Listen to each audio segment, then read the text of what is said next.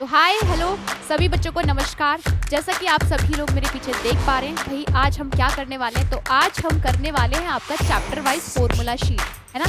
जैसे कि आप लोग मेरे पीछे थंबनेल पर देख सकते हैं, तो ये कुछ नहीं है, ये बहुत अच्छी चीज़ मैं आप लोगों के लिए लेकर आ रही हूँ। जैसे ही आपके एग्जाम पास आ रहे हैं, तो बेटा आपको सबसे ज़्यादा नीड अगर किसी चीज़ की होती है ना, तो वो किसकी होती है, वो होती है फॉर्मूला की, है ना। हमको फॉर्मूला ढूंढने में बहुत समय लग जाता है, तो अब आपको फॉर्मूला ढूंढने की कोई जरूरत नहीं है। मैं आप लोगों के लिए चैप्टर वाइज इसी तरह से फॉर्मूले लेकर आने वाली हूँ। तो आज हम चैप्टर नंबर 1 के फॉर्मूला और कुछ इंपॉर्टेंट जो रिजल्ट्स हैं हम वो पढ़ेंगे। उसके बाद आप यहाँ से अपने फॉर्मूला देख सकते हैं और डायरेक्टली आप अपने चैप्टर में जाकर क्वेश्चंस को सॉल्व कर सकते हैं, है ना। तो ये बहुत अच्छा आप लोगों के लिए मैंने सोचा था। इसी तरह से छोटी छोटी वीडियोस के फॉर्मेट में मैं हर एक चैप्टर का आपको फॉर्मूला शीट देने वाली हूँ। तो आज हम पहले चैप्टर का करेंगे, तो जल्दी से स्टार्ट करते हैं बिना किसी देरी के। देर किस बात की, चलो स्टार्ट करते हैं फिर। और इसी के साथ थोड़ा सा देख लेते हैं भाई, सबसे पहले हम बात करें ना इस चैप्टर में, मेजरली हम इस चैप्टर के अंदर आपका relation, type of relation, function, ये 3 चीजें पढ़ते हैं। और मैं अगर आपको बताऊं तो सबसे ज्यादा क्वेश्चंस अगर कहीं से बनते हैं एमसीक्यू फॉर्मेट में, तो बेटा वो बनते हैं आपके टाइप ऑफ रिलेशन से। यानी कि अगर पिछले साल के कुछ पेपर्स को एनालाइज किया जाए, उनको ध्यान से देखा जाए, तो आपके जो क्वेश्चंस आ रहे हैं वो आ रहे हैं आपके टाइप ऑफ रिलेशन से। तो भाई मोस्ट इंपोर्टेंट टॉपिक जो आपका आज का है वो क्या है, टाइप ऑफ रिलेशन। तो उनको बहुत अच्छे से हम लोग समझ के चलेंगे। हालांकि फंक्शन भी अच्छा आपका टॉपिक है, लेकिन मोस्ट ऑफ द टॉपिक की बात करूं तो वो है आपका टाइप ऑफ रिलेशन। तो बहुत अच्छे से एक एक करके सारे टॉपिक्स को हम यहाँ पर समझेंगे, उनके फॉर्मूलाज को भी रीड आउट करते चलेंगे। तो चलो सबसे पहले समझते हैं रिलेशन होता क्या है। अब आपको पता है बेसिकली जब हम रिलेशन की बात कर रहे हैं, तो ऐसा तो हो नहीं सकता कि रिलेशन की बात करें और कोई दो चीजें सामने ना आए, क्योंकि रिलेशन किन्हीं भी दो वस्तुओं के बीच में ही होता है। बात करें वस्तु बात करें या फिर इंसान बात करें, तो बेटा दो चीजें चाहिए होती है हमें रिलेशन स्टैब्लिश करने के लिए। नाम से ही पता है और हमको पता भी है कि रिलेशन स्टैब्लिश करने के लिए हमको दो चीजें चाहिए होती है। तो यहाँ पर रिलेशन कब कब बनता है, किसके बीच में बनता है, तो दो सेट्स के बीच में बनता है। यानी कि दो सेट आपके पास होने चाहिए, set A and set B. उनके बीच में जो आपके यहाँ पर मतलब बोले तो जो रिलेशन होगा उसी को हम बोलेंगे रिलेशन। तो भाई स्टार्ट करते हैं। R is a relation from A to B. A और बी क्या है, आपके दो सेट हैं। Where A and B not equal to 5, मतलब बोले तो वो आपके एम्प्टी सेट नहीं हो सकते, ठीक है। तो आर क्या है, आर है आपका एक relation from A to B, और ए बी क्या है, नॉट इक्वल टू 5 है, ठीक है। If R is a subset और equal to A cross B, that is R is a subset of, अब ये क्या है, ए और बी ऑर्डर पेयर, ये आपके एलिमेंट्स है जो सेट के अंदर है, ठीक है। तो A belongs to A and B element belongs to B set, ठीक है। इतनी बात हमने समझी। अब सबसे पहले यहां पर जो आपके पास आता है वो आता है इनवर्स रिलेशन। जैसा कि नाम है वैसा ही इसका काम है, इनवर्स बोले तो उल्टा। यानी कि अगर आर के इनवर्स की बात करूं तो क्या होता है, आर इनवर्स, ठीक है। अब सुनो, R inverse is the inverse relation of R. तो आर का इनवर्स कौन है, आर इनवर्स है। अगर यहाँ पर ए और बी एक ऑर्डर्ड पेयर है जो आर को बिलोंग करता है, वहीं पर उसका जस्ट उल्टा, यानी कि एलिमेंट्स को इंटरचेंज कर देते हैं, यानी कि बी आपका बी और ए ऑर्डर्ड पेयर किसका एलिमेंट बन जाता है, आर इनवर्स का बन जाता है। सो सिंपल है ना, सो सिंपल, मतलब कि इनवर्स कर दो और आपके आर इनवर्स में बिलोंग कर जाएंगे। अब यहाँ पर ना एक नोट निकल कर आता है, उसको बहुत ध्यान से समझेंगे। भाई क्या होता है नोट, नोट आता है कि जो भी आपके आर का डोमेन होगा वो रेंज बन जाता है किसकी, आर इनवर्स की। मतलब रिलेशन का जो डोमेन होता है वो रेंज बन जाता है आर इनवर्स की, और बेटा जो रेंज होती है आर की वो डोमेन बन जाती है किसकी, आर इनवर्स की। अगर मैं यहाँ से एक रिजल्ट बताऊं तो क्या होता है रिजल्ट, रिजल्ट बेसिकली होता है कि आपका डोमेन और रेंज इंटरचेंज हो जाते हैं आपस में, आपके रिलेशन और आर के इनवर्स के बीच में। मतलब दोनों आपस में इंटरचेंज हो जाते हैं, जो रेंज है वो वहां जाकर डोमेन बन जाता है, जो डोमेन है वो वहां जाकर रेंज बन जाता है। सिंपल सी बात है, हमको समझ में आ गई। ओके, आई होप आप सभी को इतनी बात समझ में आ गई है। अब चलते हैं आपके टाइप्स ऑफ रिलेशन पर, मोस्ट इंपोर्टेंट टॉपिक। अगर मैं बात करूं आज का हीरो जो है इस पूरी शीट का, आज का जो हीरो है वो है हीरो आपका टाइप्स ऑफ रिलेशन। कौन है, टाइप्स ऑफ रिलेशन, ठीक है।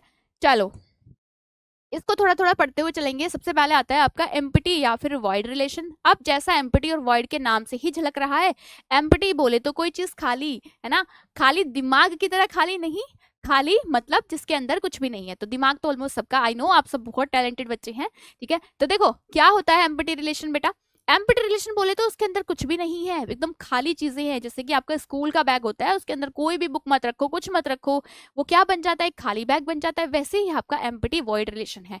अब कहीं पर आपको एम्प्टी की जगह वॉइड लिख दे तो आप समझ जाना एम्प्टी रिलेशन की ही बात कर रहा है। एम्प्टी बोले तो वॉइड, वॉइड बोले तो एम्प्टी, ठीक है। मतलब कि भाई सेट के अंदर कुछ भी नहीं है, और जहां पर कुछ भी नहीं होता है वहां पर हम क्या बोलते हैं बेटा, हम बोलते हैं फाई होता है। मैम जहां कुछ नहीं होता वहां फाई होता है, बिल्कुल सही बात। तो आर के अंदर कुछ नहीं है, यानी कि उसको हम रिप्रेजेंट करते हैं फाई से, उसी को हम क्या बोलेंगे कि आर इज वॉइड रिलेशन, ठीक है।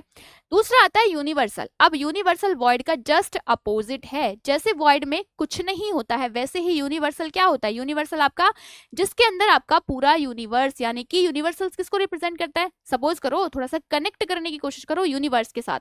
तो यूनिवर्सल बोले तो उसके अंदर सब कुछ आ जाता है। जैसे यूनिवर्स के अंदर सब कुछ आ जाता है, हम सब, आप लोग, कुछ भी, सब कुछ आ जाता है, वैसे ही आपके यूनिवर्सल रिलेशन के अंदर सब कुछ आ जाता है। यानी कि आर इज इक्वल टू, ये रिप्रेजेंट करता है आपका cross product A cross B, यानी कि क्या, Cartesian product A cross B, ठीक है, जो हम 11th में पढ़ के आए हैं। तो बेटा आर क्या हो जाएगा, यूनिवर्सल हो जाएगा, जब उसके अंदर सेट ए और सेट बी पूरा समा जाएगा, ठीक है। अब बात करते हैं आपके रिफ्लेक्सिव रिलेशन और सिमेट्रिक और ट्रांजिटिव। अब देखो ये सबसे इंपॉर्टेंट अगर कुछ है ना, वो आपके ये तीनों रिलेशंस है। कौन कौन से, रिफ्लेक्सिव, सिमेट्रिक और आपका ट्रांजिटिव, ठीक है। क्यों, क्योंकि यहीं से क्वेश्चन बनते हैं। सबसे पहले बात करूं रिफ्लेक्सिव की, अभी हम डेफिनेशन की तरफ नहीं जाएंगे। रिफ्लेक्सिव क्या होता है मैम, रिफ्लेक्सिव होता है आईने के सामने जाकर आप खड़े हो जाइए, ठीक है। आईने के सामने जाकर आप खड़े हो जाइए, आपको जो आईने में अपना दिखता है वो क्या दिखता है, अपनी ही एक इमेज दिखती है, अपना ही चेहरा दिखता है। तो बस वही है आपका रिफ्लेक्सिव, मतलब जब आपको अपने जैसा ही कोई बिल्कुल हूबहू दिख जाए, जहां पर आपको अपने जैसा ही कोई दूसरा एलिमेंट दिख जाए, जिसकी शक्ल सूरत सब कुछ आपसे मिलता हुआ है, तो वो क्या हो जाएगा, वो आपका रिफ्लेक्सिव रिलेशन हो जाएगा। देखो यही तो बोला हुआ है कि every element is related to itself, ऐसा एलिमेंट जो खुद से ही रिलेट करता है, क्या हो जाता है, आर इज रिफ्लेक्सिव इन ए। क्या बोलेंगे कि भाई आर क्या है, रिफ्लेक्सिव है सेट ए में। तो यानी कि देखो एक एलिमेंट ए है, दूसरा एलिमेंट भी ए है, जो बिलोंग करता है आर को। अगर मैं किसी और एलिमेंट की बात करूं तो मैम बी, बी ले लो, बी एलिमेंट पहला, दूसरा एलिमेंट भी बी, सी एलिमेंट पहला, तीसरा एलिमेंट भी सी, यानी कि ए बी बी सी सी, ऐसे आपके एलिमेंट सेम सेम दिखने वाले एलिमेंट होंगे। इतनी बातें हमको समझ में आ गई, ओके। अब चलते हैं सिमेट्रिक पर। अब देखो सिमेट्रिक में थोड़ा सा ही चेंज है। आर इज सिमेट्रिक, कब कहा जाएगा सिमेट्रिक आर को, जब बेटा आपका ए और बी बिलोंग करता है आर को। अब क्या करें, इनकी पोजीशन चेंज कर दो, ए की जगह पे बी, बी की जगह पे ए रख दो। ऐसे सपोज करो एक आपका दोस्त है ना, आप हैं, आपके दो दोस्त हैं, आपने कहा एक छोटा है एक बड़ा है, तो पहले आपने बड़े को आगे खड़ा किया, छोटे को पीछे खड़ा किया। अब आपका मन किया चल छोटे को आगे कर देते हैं, बड़े वाले को पीछे कर देते हैं, लेकिन रहे तो वो अभी भी आपके दोस्त ही ना। तो वैसे ही है यहाँ पर, आप क्या करते हैं, सिर्फ और सिर्फ एलिमेंट्स की पोजीशन चेंज कर देते हैं। A B belongs to R, that is B A belongs to R, तो हम क्या कहेंगे, अगर ऐसा हो जाता है और ये दोनों सेम आ जाते हैं, तो हम क्या कहेंगे, भाई क्या है यार, आपका सिमेट्रिक है। अब बात करते हैं ट्रांजिटिव की। अब तक कहानी में दो दोस्त थे, अब कहानी में तीसरा दोस्त इंट्रोड्यूस हो चुका है। ट्रांजिटिव की बात करें तो वहां पर आपका तीसरा दोस्त आ चुका है। अब भाई आप एक ए है, एक कोई और है जो सी है, आप दोनों का एक कॉमन फ्रेंड है जिसका नाम है बी। ए है, सी है, आप दोनों का एक कॉमन फ्रेंड है जिसका नाम है बी, और भाई बी ए का भी दोस्त है, बी सी का भी दोस्त है। अब बी तो हो गया कॉमन फ्रेंड, हमने कहा बी को साइड से हटा देते हैं, चलो ए और सी की दोस्ती करा देते हैं, तो आ जाओ। तो देखो हमने क्या किया, ए और B belongs to R, B C belongs to R. अब हमने कहा बी को साइड कर दो, ए और सी की दोस्ती करा देते हैं। तो देखो बेटा A C belongs to R, मतलब अगर A B belongs to R है, B C belongs to R है, तो आपका जो ए और सी है ना, वो भी बिलोंग करेगा किसको, आर को। यही था आपका ट्रांजिटिव, समझ गए। चलो तीनों रिफ्लेक्सिव, सिमेट्रिक एंड ट्रांजिटिव, तीनों बहुत इंपॉर्टेंट है, तीनों को बहुत अच्छे से समझ के रखिएगा, डेफिनेशन को मिक्स मत करिएगा। ओके, आई होप आप लोग समझ गए हैं। अब बेटा आगे चलते हैं।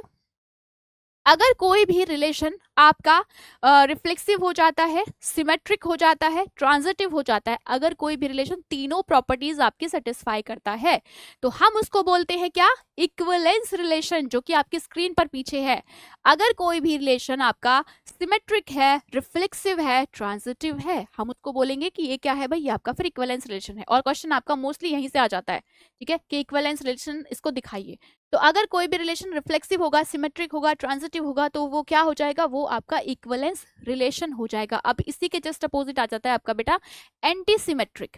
एंटी सिमेट्रिक क्या होता है, कोई भी रिलेशन आर कब एंटी सिमेट्रिक कहलाएगा, अगर आपके ए और बी एलिमेंट बिलोंग करते हैं आर को, और आपके बी और ए यानी कि फिर से उनकी पोजीशन चेंज कर दी, वो भी बिलोंग करते हैं आर को, और एक और कंडीशन आ जाती है यहाँ पर कि भाई आपका ए इक्वल होना चाहिए किसके, बी के, आपका ए बी के इक्वल होना चाहिए। अगर ऐसी कंडीशन हो जाती है तो हम कह देंगे कि ये क्या है, एक एंटी सिमेट्रिक रिलेशन है। ठीक है, समझे इस बात को। अब आती है आइडेंटिटी।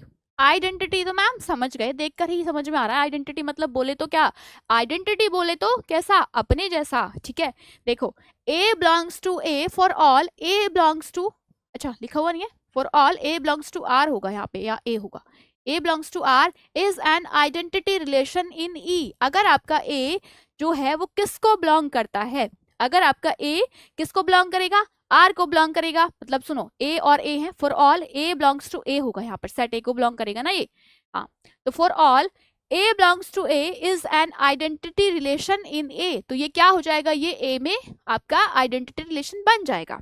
इतनी बातें हमने समझी। अब नेक्स्ट चल लेते हैं भाई बेटा, नेक्स्ट आता है आपका टाइप ऑफ फंक्शन। रिलेशन आपके ऑलमोस्ट खत्म हो गए, अब आता है आपका type of function. Basically function भी आपका एक इंपॉर्टेंट कॉन्सेप्ट है, इसको भी बहुत ध्यान से समझेंगे हम लोग, वन बाय वन करके सारे फंक्शन समझेंगे।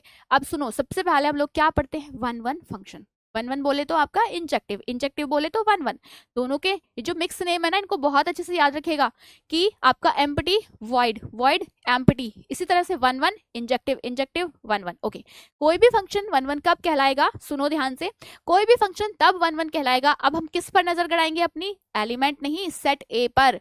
तो सबसे पहले टू एलिमेंट्स, मतलब if no two elements of A have same image in B, क्या क्या बोल दिया, देखो सुनो, हमने कहा यहां से नहीं, एग्जाम्पल से समझते हैं।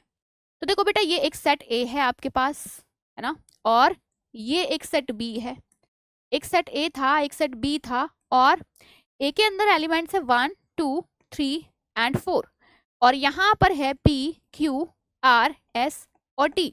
तो ये A से यहाँ पे मैप्ड, ये T पे मैप्ड, ये 2 3 S पे मैप्ड, 4 यहाँ पे ऐसे मैप्ड है। Q के पास कुछ नहीं है, Q आपका सिंगल एलिमेंट है। ठीक है, Q का कुछ नहीं है, Q सिंगल एलिमेंट है। उसने क्या कहा, if no two elements of A, यानी कि A के दो एलिमेंट्स की सेम इमेज ना हो, किसमें, B में, अगर ऐसी कंडीशन सेटिस्फाई हो जाती है, देखो यहाँ पर ध्यान से देखना, ए के हर एक एलिमेंट की एक यूनिक इमेज हमको मिल रही है बी के अंदर।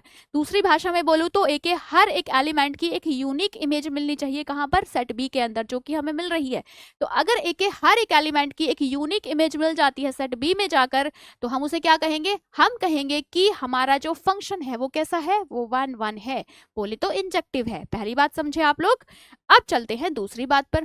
दूसरी बात क्या है मैम, दूसरी बात है कि बेटा number of element in set A equal और छोटा हो सकता है number of element in set B. देखो काउंट कर लो, 1 2 3 4, यहाँ पर 4 है, यहाँ पर 5 है, यानी कि आपके सेट ए के जो एलिमेंट्स होंगे ना, सेट ए के अंदर जो एलिमेंट्स होंगे वो छोटे और इक्वल हो सकते हैं number of element in set B.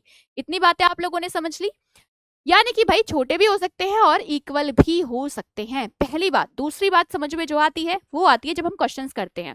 तो जब हम क्वेश्चन करते हैं ना, मेजरली हम इस वाले फॉर्मूले को यूज करते हैं वन वन दिखाने के लिए कि भाई f of x1 is equal to f of x2 हम लेकर चलेंगे, और लास्ट में हम दिखा देते हैं कि भाई आपका x1 इक्वल है x2 के। तो बेटा ये कंडीशन होती है जो हम क्वेश्चंस में अप्लाई करते हैं, जहां पर आपका x1 x2 क्या है, बिलोंग करते हैं सेट ए को। ठीक है, इतनी बातें हमने समझी। अब आ जाते हैं अपने नेक्स्ट वाले कॉन्सेप्ट पर, जो कि क्या है, जो कि है आपका ऑन टू का कॉन्सेप्ट। ऑन टू क्या कहता है, देखो जैसे हम वन वन को इंजेक्टिव कहते थे, वैसे ही हम ऑन टू को कहते हैं सर्जेक्टिव फंक्शन। एक ऐसा फंक्शन ए से बी पर, उसको हम ऑन टू कहेंगे कब, जब every element of B has at least बोला है, has at least one pre image in A. इस बार हम सेट बी पर फोकस करेंगे। तो बी के हर एक एलिमेंट की कम से कम एटलीस्ट कम से कम एक प्री इमेज होनी चाहिए, कहां पर, ए में। देखो कम से कम एक बोला है, यानी कि ज्यादा से ज्यादा भी हो सकती है, ऑब्वियस सी बात है भाई। देखो यहाँ पे एग्जाम्पल के थ्रू, ए सेट बी, और ये क्या है, देखो ये P है, ये Q है, ये R है, ये S है, ये 1 है, ये 2 है, ये 3 है, ये 4 है, ये 5 है, और 1 किस पर मैप्ड हो रहा है, एस पर, 2 क्यू पर, 5 आपका पी पर, 3 आपका आर यहाँ पर और 4 यहाँ पर। अब इस बार हमारा फोकस क्या होना चाहिए, सेट बी। अब देखो ध्यान से देखो, सेट बी के हर एक एलिमेंट की एक कम से कम एक प्रीमेज तो हमें मिल रही है, लेकिन आर जो है ना उसकी 2 भी प्रीमेज हैं। देखो एक अकेला आर 3 से भी जाके मिल रहा है, 4 से भी जाके मिल रहा है। तो मतलब कि यहाँ से एक और कॉन्सेप्ट हमारे दिमाग में आया कि भाई कम से कम एक तो होनी चाहिए, लेकिन ज्यादा भी तो हो सकती है, 2 है जैसे यहाँ पे तो ज्यादा हो सकती है। ठीक है, तो इतनी बात समझे आप लोग कि कम से कम एक होगी लेकिन ज्यादा भी हो सकती है। चलो समझ गए। अब देखो यहाँ पे फिर से आ जाइए कंडीशंस के पास। पहली कंडीशन क्या है कि भैया number of element in A, number of element in B. बेटा नंबर ऑफ एलिमेंट ए जो है ना वो बड़े और छोटे नहीं होंगे, इस बार बड़े और इक्वल हो सकते हैं किसके, number of element in B के। ठीक है, पहले वाले में क्या था, पहले वाले में साइन ही उल्टा था, अपोजिट था। तो इस बार number of element in A equal नहीं है, इक्वल तो होंगे ही होंगे, बड़े भी हो सकते हैं और इक्वल भी हो सकते हैं। और यहाँ से एक और बात आती है कि भाई रेंज और कोडोमेन आपकी इक्वल बन जाती है, कब, जब आपका फंक्शन ऑन टू होता है। चलो इतनी बात हमको समझ में आ गई। अब नेक्स्ट चलेंगे। नेक्स्ट आता है आपका मैनी वन फंक्शन। अब मैनी वन क्या है, जैसा कि मैनी वन नाम से ही पता चल रहा है, मतलब बहुत सारे और एक। ठीक है, यानी कि इफ 2 और more than 2 elements of A have the same image in B. अगर ए के 2 या 2 से ज्यादा एलिमेंट्स की सेम इमेज मिल जाती है किसमें, बी में, तो हम क्या कहेंगे उसको, मैनी वन। फिर से आ जाते हैं अपने एग्जाम्पल की ओर, और ये रहा हमारा एग्जाम्पल। एग्जाम्पल ने क्या बोला है, एग्जाम्पल ने कहा है भाई लो ये बी है, ये सेट ए है, ओके, और इसी के साथ यहाँ पर 1 है, यहाँ 2 है, यहाँ 3 है, यहाँ 4 है, P Q R S N T. 4 आपका एस के साथ मैप्ड है, 3 आपका आर के साथ है, और ये दोनों एक ही के जाके मिल जाते हैं आपके पी पर। और टी इस बार अकेला है, तो टी बहुत अकेला है, टी को कोई एलिमेंट नहीं मिला, किसमें, ए के अंदर कोई प्री इमेज उसको मिली नहीं। अब देखो इफ 2 और मोर देन 2 एलिमेंट्स ऑफ ए के 2 या 2 से ज्यादा एलिमेंट्स की क्या मिल जाएगी, सेम इमेज मिल जाएगी, किसमें, बी में। मतलब मैटर नहीं करता कि यहाँ पर कोई खाली रह जाए, एक एक किसी भी एलिमेंट की एक इमेज, यानी कि 2 एलिमेंट की एक इमेज हो सकती है बी में जाकर, हमें कोई मतलब नहीं है बी में कोई एलिमेंट खाली है रहता रहे, हमें उससे कोई लेना देना नहीं है, हमको तो एक एलिमेंट से मतलब है। तो मैनी वन कब होता है, जब एक हर एक एलिमेंट की कम से कम एक इमेज तो मिल जाए, 2 भी मिल सकती है। ठीक है, तो ऐसे में क्या हो जाता है आपका फंक्शन, ऐसे में आपका फंक्शन बेटा हो जाता है मैनी वन फंक्शन। समझे इतनी बात, चलो समझ गए होंगे। ओके, और अब चलते हैं हम आगे। इनटू फंक्शन, इनटू फंक्शन क्या होता है, अब तक हमने सारी चीजें पढ़ी मैम, इनटू फंक्शन क्या होता है। इनटू फंक्शन होता है आपका जब कम से कम एक single element in B having no preimage in A. अब देखो क्या बोला है कि भैया बी में कम से कम एक सिंगल एलिमेंट ऐसा होना चाहिए जिसकी कोई प्रीइमेज ना हो ए में जाकर, है ना। सेम बात बोली है, देखो सुनो क्या बोल दिया, यहाँ पर देखो 1 2 3, इधर पी क्यू आर और एस, पी की इमेज आर के पास, इसकी यहाँ पे और इसकी यहाँ पे, ये सेट ए है और ये आपका सेट बी है। ठीक है, अब सुनो एक फंक्शन है यहाँ से यहाँ, उसने बोला सेट बी के अंदर कम से कम एक एलिमेंट ऐसा होना चाहिए जिसकी कोई प्री इमेज ना हो ए में। मतलब ये चाहते ही नहीं कि उसका किसी के साथ रिलेशन बने। सेट एस एक ऐसा एलिमेंट, मतलब सेट बी के अंदर एक एस जो है वो एक ऐसा एलिमेंट है जिसकी कोनो प्री इमेज नहीं है सेट ए में, मतलब वो चाहते नहीं कि उसकी कोई प्री इमेज हो। ठीक है, तो उसको हम क्या कहेंगे, उसको हम कहेंगे इनटू फंक्शन। जब सेट बी, देखो ध्यान पूरा अपना सेट बी के ऊपर रखना है, सेट बी में एक ऐसा एलिमेंट आपको खोजना है जिसकी कोई प्री इमेज ना हो सेट ए में, अगर ऐसा हो जाता है तो आप कहेंगे आपका फंक्शन इनटू है। सिंपल सी बात है। चलो आगे बढ़े, अब बात कर लेते हैं बाइजेक्टिव फंक्शन। बेटा बाइजेक्टिव फंक्शन बोले तो जब आपका फंक्शन बोथ, क्या लिखा है कि जब आपका फंक्शन आपका 1 1 भी हो जाता है और आपका ऑन टू भी हो जाता है। एक ऐसा फंक्शन जब जो आपका 1 1 भी है और ऑन टू भी है, इसको ऑन टू करेंगे, ये आपका इनटू नहीं है ऑन टू है। तो जब आपका फंक्शन 1 1 भी हो ऑन टू भी हो तो हम उसको क्या बोल सकते हैं, इन शॉर्ट हम उसको कहेंगे कि ये बाइजेक्टिव फंक्शन है। एक ऐसा फंक्शन जो 1 1 भी है जो ऑन टू भी है, हम उसको क्या कहेंगे कि भाई ये एक बाइजेक्टिव फंक्शन है। अब यहाँ पर ये कुछ प्रॉपर्टीज हैं, क्या है कि जब number of element in A is equal to हो जाए number of element in B, तो वो क्या बन जाता है, बाइजेक्टिव फंक्शन बन जाता है। जब आपकी रेंज इक्वल हो जाए कोडोमेन के तो भी हम उसको क्या कहते हैं, तो भी हम उसको बाइजेक्टिव कह सकते हैं। ठीक है, चलो और इसी के साथ आई होप आज की जो भी हमारी फॉर्मूला शीट थी वो आप सभी लोगों के लिए बहुत हेल्पफुल होगी एग्जाम के पॉइंट ऑफ व्यू से, है ना। जो भी आज हमने सीखा, हमने फटाफट सारे जो चैप्टर 1 में फॉर्मूले थे, जो भी यूज होने वाली चीजें थी, हमने वो सारी सीख ली।